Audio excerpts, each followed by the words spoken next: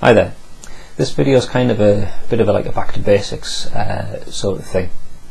This is inspired from some work I was doing recently with someone who's only just recently started to play the electric guitar, and working with them on just really getting started on playing playing scale shapes and so on an electric guitar neck. Now there's a few things when you come to play guitars, it's not a natural thing to do. Your hand's kind of bent back on itself. It's very uncomfortable on your wrist. You're pressing your tender little fingertips down against pieces of metal on pieces of wood, so it's all quite uncomfortable. And there's an awful lot that you need to take into account. How you're holding your left hand, what angle it's at, how you're pushing the strings down on the neck, how you're picking the strings with your picking hand, making sure the picking hand and the fretting hand are coordinated, remembering what notes you're supposed to be playing on the neck, and all the while you're doing something that's quite an unusual sort of action for you because you're not used to playing the guitar.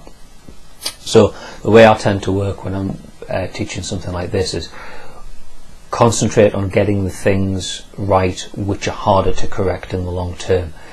If your timing's a little bit sloppy, that doesn't matter so much because I've got some exercises I can show you to make sure that you get your timing and your coordination right. And making sure that you get the notes of the scale right is a high priority. So in this case we're just working through playing a major scale.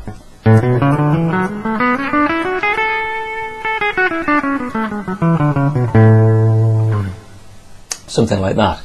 The idea of having one finger per fret, fretting the notes cleanly and so on. And in terms of me and the student, we're getting there, it's starting to come together. But I noticed there's a few bad habits that they had and we needed to correct. And I thought what I'd do is talk to you about those, because you might, in your own playing, as you become more as you get used to playing something, bad habits can creep in, and you can kind of work around those bad habits, but in fact they might be holding you back from doing something. Okay, so the first thing we're talking about with a student was just how you actually fret the notes. You need to have your fingers pressing down pretty much perpendicular to the neck, so as much as possible as you're starting off, your fingers are straight down onto the neck. They're not at an angle like that. Your hand's not hooked around and you're pushing down. You're pushing flat against the neck. If you're doing it at any sort of an angle, there's the tendency that the strings will get bent sharp because you're actually fretting up, or if you're squeezing the notes down, you'll be bending them sharp. So keeping your fingers at a good angle so that the notes are fretted cleanly and accurately at the pitch. This is something you need to concentrate on, both in terms of looking at your playing, watching your fingers, making sure that they're right, but listening as well. Do the notes sound right, or do they sound like they're being bent sharp or bent flat? So as well as a physical exercise, it's an aural exercise as well. Listen to what you're playing and being able to hear any mistakes that you make. Also need to think about how we hold our arm. The problem this particular student had was there was a tendency, again because this isn't, holding the guitar is not a natural thing to do, tendency actually for the elbow to come out a little bit like this. Now this was okay for the first and second finger, we can kind of get with fingers around the chord shape, the scale shape there, but fretting anything with a little finger was becoming really difficult, because if you think about when your hand's positioned like this with your elbow sticking out, the joint of the little finger is actually kind of underneath where your index finger's playing. Whereas if you bring your elbow down so it's closer to the body, the whole hand comes around and the bottom of the little finger is underneath the fret where you'd be expecting the little finger to play. So you can reach all of the strings at that fret, whereas if your elbow's out a little ways, you're never going to be able to stretch comfortably with your little finger to get it onto the frets that you need to on the lower strings. Now if you've been playing for a while, you probably get, so you kind of fall into bad habits. So think about how are you holding your left hand, your picking hand and your picking arm. Is there a tendency for the elbow to come out a little bit? Because you might have worked around that that shortcoming. You might be moving your hand to be able to fret those notes, rather than having your hand positioned so you can just reach them naturally.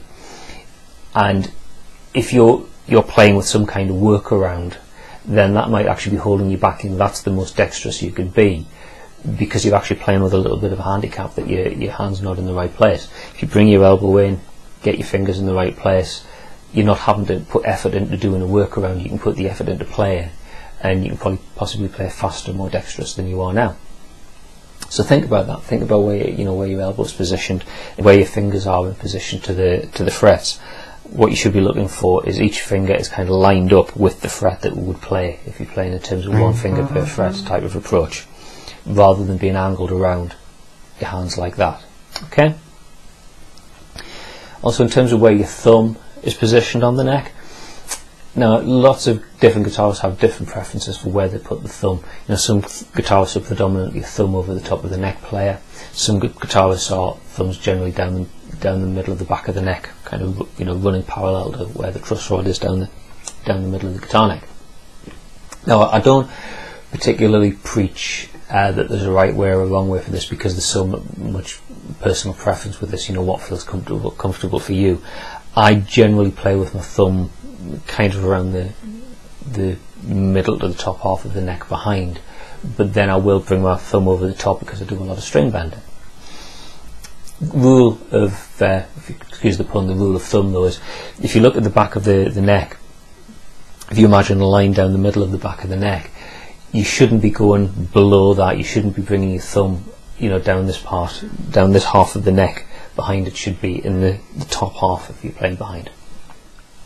Other things to think about when you're playing is, when you're not playing a note, what do you do with the finger?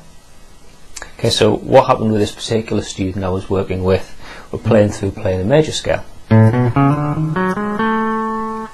and what they were doing was, when they'd finished playing a note, they would actually be taking the finger off and then going down to play, and then playing the next note. Okay, so when I'm playing a major scale, like an A major scale like this, I will generally be looking to keep fingers on the frets after I've played the note. So I'll play that A, then I bring my little finger down to play the B, but this finger is still playing the A. Go up onto the next string, I've got the C sharp, I've got the D, I've got the E, but I'm leaving these fingers on the frets after I've played them. So I'm only going to take them off the string when I'm ready to move to the next string in the scale. Like that. Now what the student was doing was, they were tending to go something, I'll exaggerate this slightly so you can see what I'm getting at, but we're playing a note, take the finger off, next note, play a note, finger off, play a note, finger off, play a note. Now that can cause you problems in one of two ways. If your technique's not clean, you'll end up sounding an open string, so you'll end up playing something that sounds like,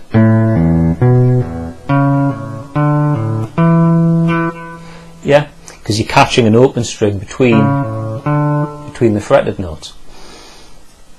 Much better to just keep building up, just add fingers along the string. Also, by keeping your fingers on the lower notes, it gets you used to having those notes available. So if you were playing something in a melody, the notes are already fretted. You're not having to do work fretting the lower notes. When you go down to those notes, your fingers are already there. The other thing that we talked about was keeping the picking hand and the fretting hand moving in sync. It sounds a bit obvious, but if you're playing a note, you pick it and you fret it at the same time. Then you pick it and fret it, pick it and fret it, pick it and fret it, pick it and fret it. There's a chance you can kind of fall into the bad habit of putting your finger on the fret, then picking the note, putting your finger on the note, picking it, and so on. That doesn't make for like a clean picking technique. Also, that can run into problems if you play and you can hear like a hammered on note before you hear the picked note. So what we want to play is something like, but if you're fretting the note consciously before you actually pick it, what you could hear is a hammered on note before the picked note. Okay, so I'll exaggerate this a little bit, but hopefully you'll get what I'm meaning. So you're playing a note and then fretting before you pick it. You hear that hammered on note first. And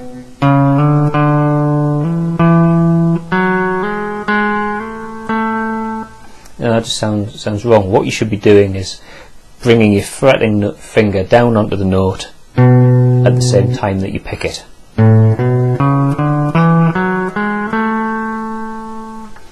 Again, that's something that comes with practice, but you need to be aware of, thinking about what your left hand and your right hand are doing and making sure that they're in sync. If you don't necessarily get that off pat straight away, then there's exercises that you can do away from the scale type of exercises, or even once you've got yourself familiar with playing through a scale or whatever pattern it is that you're using as a vehicle for learning, then going back and really concentrate on keeping those two hands in sync as you play. And another point to think about is, what is your picking hand doing? I always advocate, for work like this, using alternate picking with my picking hand. It is easy. I think that the more natural thing to do when you first play the guitar is to play with downstrokes. For some reason, all the students I work with tend to just naturally play with downstrokes more intuitively than they play with upstrokes. But alternate picking is very important because it helps you to play smoothly and accurately, because you can just play a steady down, up, down, up, down, up, down, up movement with your picking hand. That's a nice smooth motion, as opposed to down, bring your hand round, down, bring your hand round, down. There's twice as much work involved with playing successive notes than there is to playing down, up, down, up, down, up. And also you can just get a steady rhythm pattern going with your picking hand. So when you're playing, there's so much to concentrate on. Are you playing the right notes? Are you fretting them in the right way? Are you fretting them and picking them at the same time? Then on top of that, you've got to think about, what's my picking hand doing? Is it using downstrokes or upstrokes? What's the most appropriate? Now, if you're falling into the trap that your picking technique isn't using alternate picking as much as it should, there's exercises that you can use to really drill you into that routine. Something, for example, just based around a pattern like this.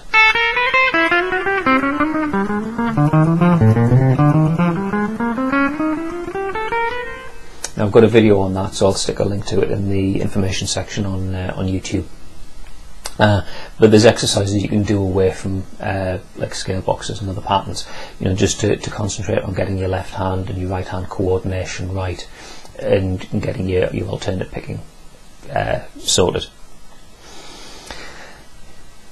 As I say, playing the guitar is not a natural thing to do, and there's an awful lot to take into account.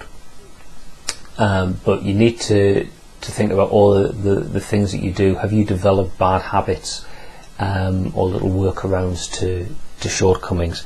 And those workarounds, so whatever, could be holding you back. So even if you've been playing for a while, don't just dismiss this and say, "Oh, this is beginner stuff. I don't need to think about it." So many guitar players are guilty of just little bad habits, and those bad habits can kind of compound and become like impediments to your playing. And so think about how you hold the guitar. Think about your timing. Think about how you're fretting the notes. Are you playing metronomically? Are you playing notes nice and evenly? Are you using alternate picking correctly? Are you sure that you're listening to those notes and making sure you're not bending them slightly sharp or slightly flat? Some things will get locked into your memory and be harder to shift than other bad habits. So if you're learning a scale or a piece of music or whatever, that's quite important. So one of I think your higher priorities is making sure that when you're playing through a piece, that you're picking the right notes in the right order. If your playing of it's a little bit sloppy, that's something you can correct later on. The danger is that if you're playing something and you're concentrating on all these other factors, you end up playing notes out of order or whatever. Your fingers will get used to playing the piece like that. your ears will get used to hearing it, and then what's wrong will actually become the sound and to feel quite natural. So, you know, concentrate on that, and then think about, am I playing this right? Am I straining too much because my elbow's out here and I haven't stretched too much with my fingers? Or, yeah, is my timing off? Is it even? You know, what exercises could I do in terms of, you know, position my hand, how I fret the notes and pick them? Are there exercises I can do to help me on that aspect of my playing?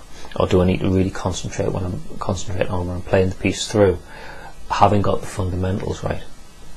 And like I say, this applies to you, you know, whatever level you're playing at, because the more you play, the easier it is to develop bad habits. So think about that, and, you know, try to take some positive action to get yourself out of those bad habits, and it'll help you to progress as a player. Okay, hope you found that useful, and there's something there that can go away and help you to improve as a player, and I'll see you in another video sometime soon. Bye for now.